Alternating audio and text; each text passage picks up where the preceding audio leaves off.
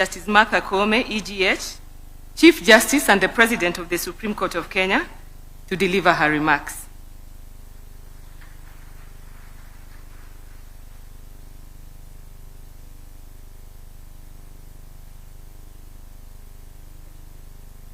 Thank you very much, the Honorable Attorney General, who is also the titular head of the bar.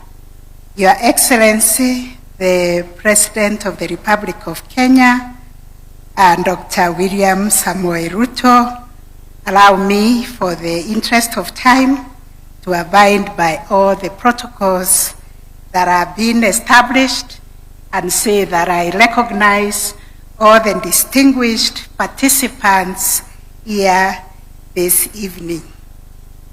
It is an honor, a very great honor for me, to join you all today for this historic Katiba Day commemoration, a day that reminds us of our collective resolve as a nation to live under the transformative vision of the 2010 Constitution.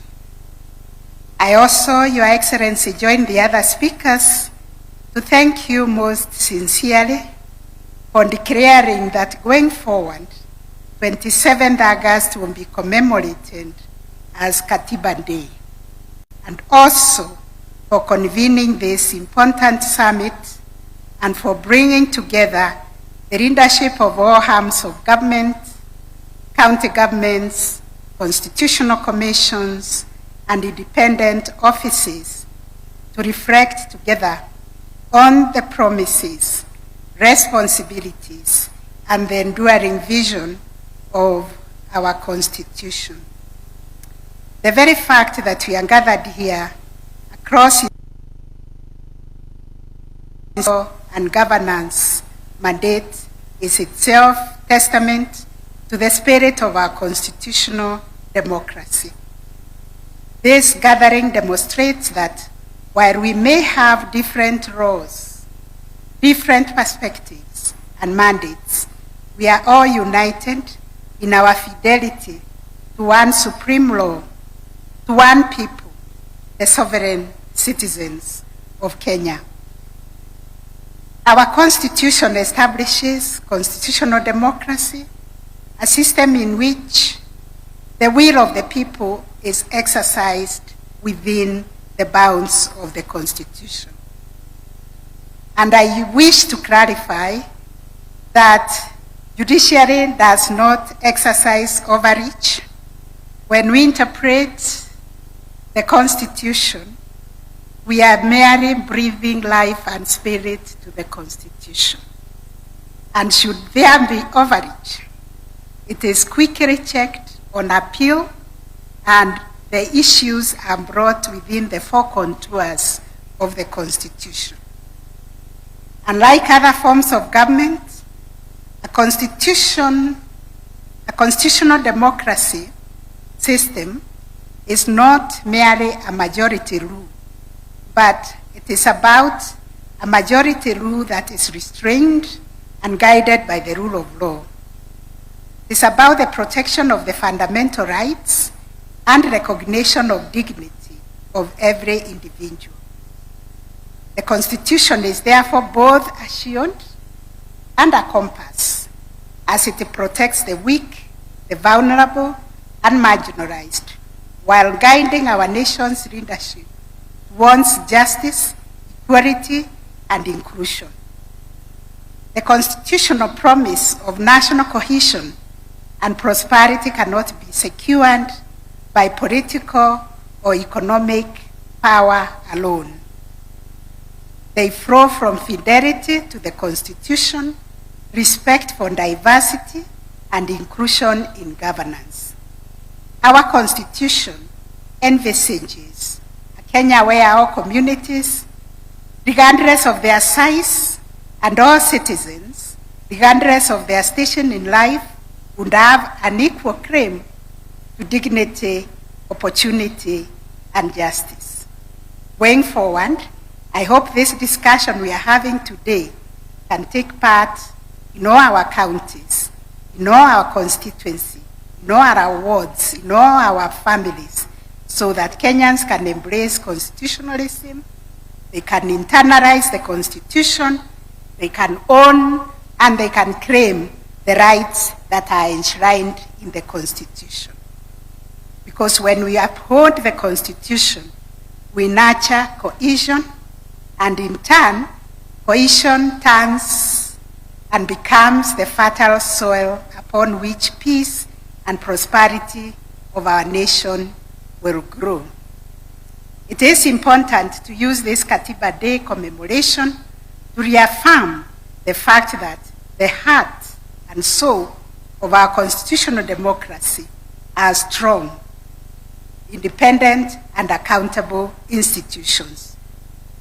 These institutions are designed not to operate in isolation, not to serve themselves, but to serve fleeting interests, but not also to serve fleeting interests, but to serve the people of Kenya. Every decision we make, be it in the judiciary, in the executive, or in the legislature, the question we must ask is how it impacts on Kenyans and how it promotes the spirit of the Constitution. The judiciary, in particular, occupies a unique place in this framework. It is the guardian of the Constitution, the arbiter of disputes, and the protector of our rights. The judiciary that is weak, a judiciary that is captured, a judiciary that is beholden to any authority cannot fulfill this mandate.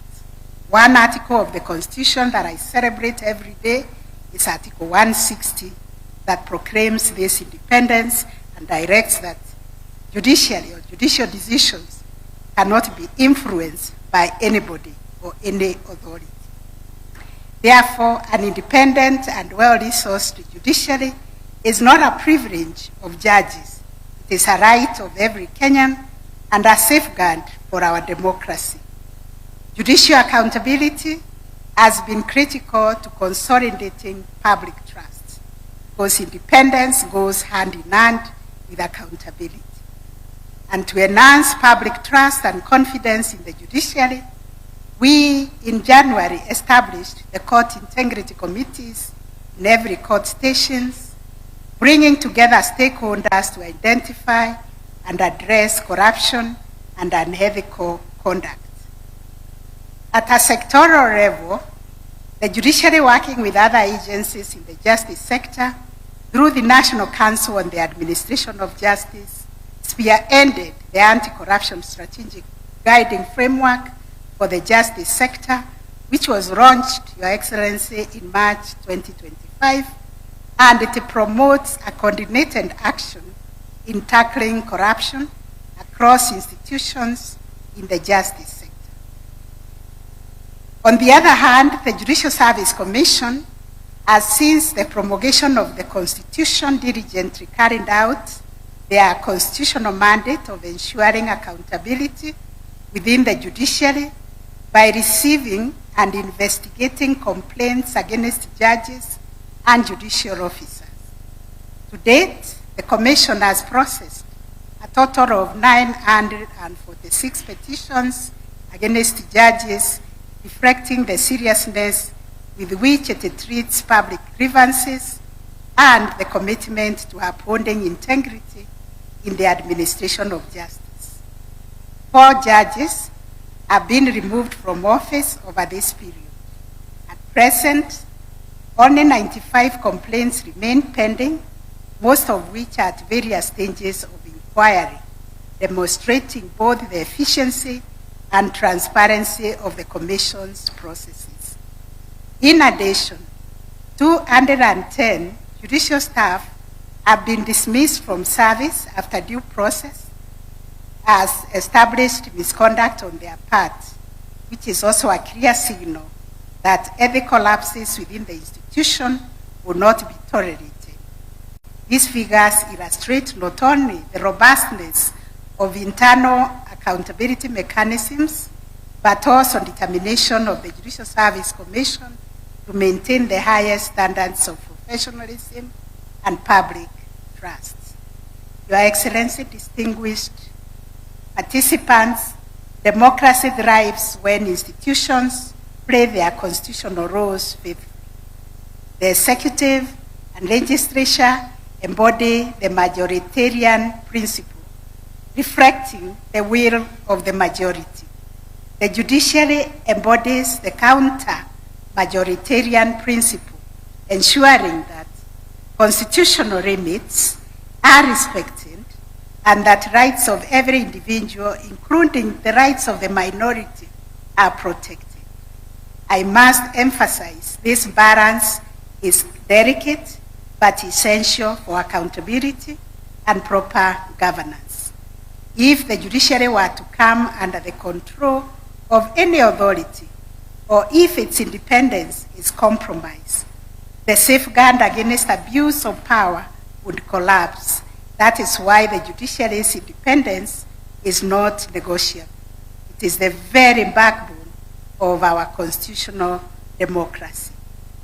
The drafters of our constitution envisaged a government of separate but independent institutions. The executive, the legislature, judiciary, county government, independent offices, and commissions are all designed to check and counterbalance each other while working in harmony for the common good of our people. Mutual respect and constructive cooperation among institutions is absolutely critical. It is a constitutional requirement. When an institution remains faithful to its execution of the responsibilities and accords respect to other institutions, our democracy is strengthened, not weakened. Since the promulgation of the 2010 Constitution, the judiciary has undergone profound transformation through reforms in access to justice, the establishment of specialized courts, adoption of technology, and development of robust jurisprudence. The judiciary has sought to live up to its constitutional calling. The jurisprudence of our superior courts has clarified the scope of constitutional rights, reinforced the independence of institutions, protected devolution, strengthened electoral justice, and affirmed the supremacy of the Constitution over all persons and authorities. Currently, under the judiciary's blueprint, social transformation through access to justice, we are keen to ensure that justice is accessible to all Kenyans across the country. Indeed, these strides have not been without challenges, but they reflect the judiciary's striving to embody the spirit of Katiba. In conclusion, as we commemorate Katiba Day, let us remember that the Constitution is not self-executing. It is a promise, and this promise needs to be nurtured. It is a promise that can only be realized when leaders and institutions alike embrace it as our collective covenant. Today, as we stand together, we affirm before the people of Kenya that we remain bound together by our Constitution. Let this unity not be symbolic gathering, but a commitment to constitutionalism, justice, accountability, and service to our people. Your Excellency, distinguished leaders, may this Katiba Day inspire us to recommit ourselves to the transformative vision of the Constitution and to work faithfully with our people on the journey towards justice, peace, and prosperity. Asanteni sana. May God bless you. May God bless Kenya.